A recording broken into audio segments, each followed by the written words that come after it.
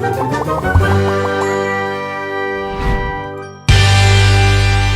Stories की दुनिया।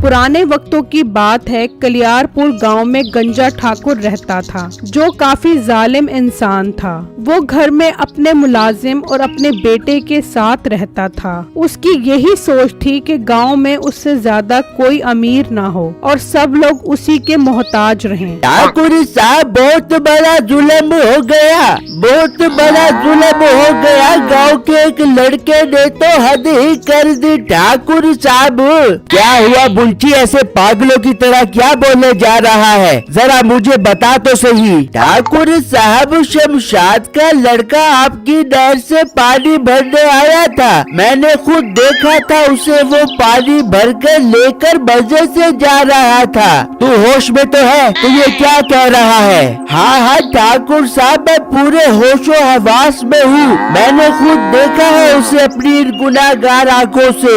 उस गरीब लड़के की ये हिम्मत कि वो हमारी नहर से आकर पानी भरे। अभी बुलाओ, हम उसका अभी हिसाब करते हैं। जो हुक्म ठाकुर साहब, मैं जाता हूँ उसे लेने के लिए। फिर ठाकुर का मुलाजिम उस गरीब लड़के को लेने के लिए वहाँ से निकलता है और उसके घर पहुँच जाता है और उनका दरवाजा बजाता है। अरे बेटा, देख बाहर कौन आया है। अच्छा अबू जान, अभी देखता हूँ। फिर बिट्टू घर से बाहर आता है तो देखता है कि गंजा ठाकुर का मुलाजिम खड़ा है। मैं गंजा ठाकुर के घर से आया हूँ, वो आपको बुला रहे हैं। भाईजान, गंजा ठाकुर साहब मुझे खैर से बुला रहे हैं। क्या बात करनी है उन्होंने मेरे साथ? ठाकुर साहब ने कोई जरूरी बात करनी होगी आपसे। हो सकता है उन्होंने पैसे देने हो आपको, क्या पता। क्या भाई साहब, पैसे देने के लिए? अरे भाई साहब, ये तो बहुत खुशी की बात है। मैं अभी अब्बू से इजाजत लेकर आपके साथ चलता हूँ गंजा ठाकुर के पास। फिर बिट्टू अपने बाप के पास जाता है और उन्हें बताता है कि गंजा ठाकुर ने उसे बुलाया है।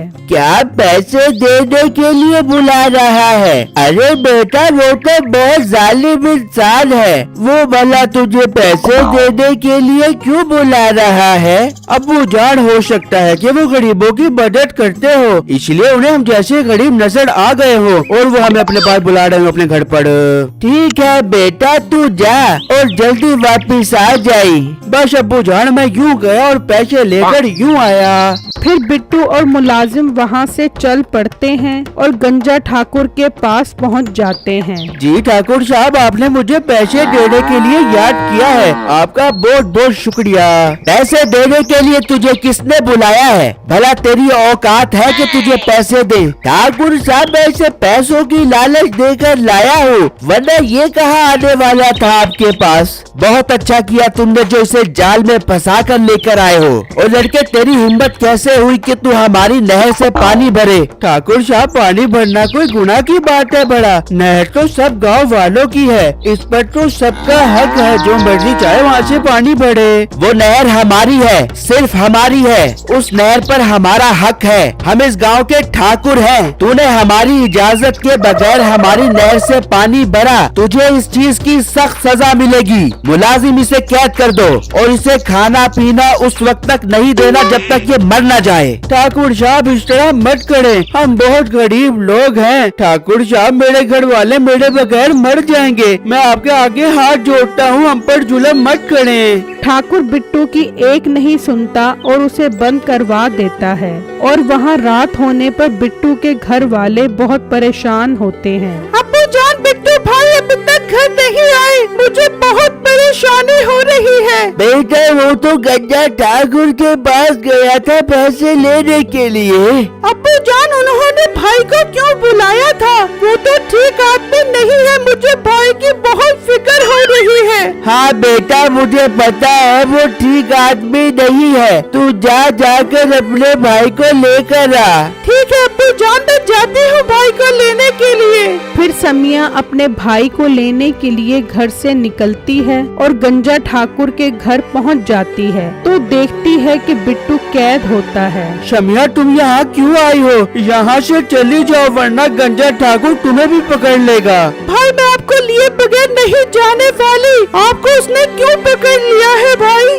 फिर बिट्टू समिया को सारी बातें बताता है। उसी दौरान ठाकुर का बेटा उन्हें देख लेता है। ये खूबसूरत लड़की कौन है और हमारे घर पर क्या कर रही है और ये कैद किसे किया हुआ है? फिर मीठा भी वहाँ आ जाता है। अरे लड़की, तुम कौन हो और यहाँ क्या कर रही हो? भाई, आपके अब्बू ने मेरे भाई को कैद कर दिया है, हमारी मदद करें। एक शर्त पर मदद करूँगा। मेरा नाम मीठा है, मुझे मीठा कहो। खूबसूरत लड़कियाँ मुझे भाई कहें मुझे बिल्कुल अच्छा नहीं लगता। ठीक है मीठे जी, हमारी मदद करें। वाह, ये हुई ना बात, दिल खुश कर दिया तुमने। देखो लड़की, मेरा बाप बहुत जालिम और लालची इंसान है। वो तो मुझे भी अपनी जायदाद में से 1 रुपया नहीं देता, लेकिन अब वक्त आ गया है कि उसके साथ 2-2 हाथ खेले जाएं। पर वो कैसे भाई साहब? आप उनके साथ 2-2 हाथ कैसे खेलेंगे? उसके लिए मेरे जहन में एक बहुत मस्त तरकीब आई है, लेकिन उस मिशन को पूरा करने के लिए मुझे तुम्हारी बहन की मदद की जरूरत पड़ेगी। कैसी मदद चाहिए आपको मेरी? फिर मीठा उन्हें सारी बातें समझा देता है कि बाप की जायदाद नाम करवाने और बिट्टू को आजाद करवाने के लिए उन्हें क्या चाल चलनी चाहिए। फिर मीठा अंदर चला जाता है और समिया अपने घर चली जाती है और अपने बालों में गोल्डन कलर लगाकर अपने बाल सोने जैसे कर लेती है और अपने बाप को जाकर सारी बातें बताती है। पर बेटा, बाल गोल्डन करने से क्या फायदा होगा? अब्बू, आप देखते जाएं, गंजा ठाकुर बहुत लालची इंसान है। वो गोल्डन बालों के चक्करों में मुझे अपने घर की बहू बनाएगा। बेटा, वो तुझे अपने घर की बहू नहीं बनाएगा, वो तो गरीबों को पसंद ही नहीं करता।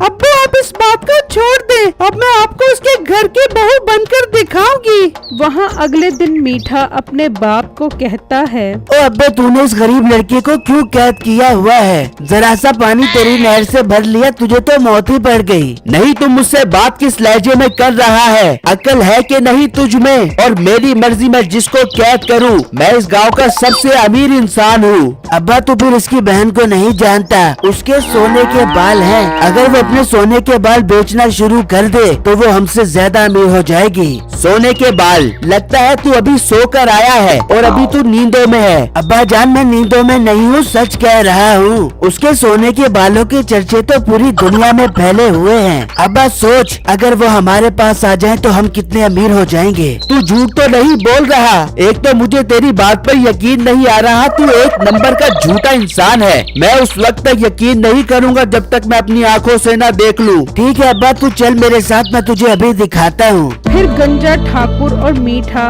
बिट्टू के घर के बाहर आते हैं और खिड़की से देखते हैं तो वो अंदर बैठी कंघी कर रही होती है और उसकी गोल्डन बाल देखकर गंजा ठाकुर हैरान रह जाता है। हाँ अब्बा, आया यकीन तुझे? ओए मीठे, ये तो तू बिल्कुल ठीक कह रहा था, ये तो वाकई सोने के बाल है। अब्बा, आप दिल से सोच, अगर तू मेरी से शादी करवा देगा तो इसके बाल हम बेचते जाएंगे और अमीर होते जाएंगे। ये बाल तो घर की खेती है, जब चाहेंगे बड़े होंगे तो हम इसे फौरन कटवा के इन्हें बेचकर अमीर कबीर इंसान बन जाएंगे। मीठे, तूने मेरा दिल खुश कर दिया, इसका मतलब तो हम और ज्यादा अमीर कबीर इंसान बन जाएंगे। फिर अगले ही दिन गंजा ठाकुर दोनों की शादी करवा देता है और बिट्टू को इज्जत के साथ आजाद कर देता है और उसी शाम वो नाई को भी बुलवा लेता है। मीठे बेटा, नाई आया है, अपनी बीवी को बुलाओ, उसके सोने के बाल उतरवाने हैं। अब्बा, तू पागल तो नहीं हो गया? सोने के बाल? तेरा दिमाग तो खराब नहीं हो गया क्या? ये तू क्या बात कर रहा है? तेरी बेगम के सोने के बाल है और तूने कहा था कि उसके बाल उतरवाते रहेंगे। अब्बा, वो तो मैंने शादी करने के लिए तेरे साथ नाटक किया था ताकि तू मेरी शादी करवाए। कब से कवारा फिर रहा था, तुझे अकल ही नहीं आ रही थी, तो मेरे पास यही आइडिया था। मीठे, ये तूने ठीक नहीं किया, एक गरीब बेकार लड़की को मेरी बहू बना दिया और गांव वालों के सामने मेरी नाक कटवा दी। हाय, मैं अपनी शक्ल इन गांव वालों को कैसे दिखाऊंगा?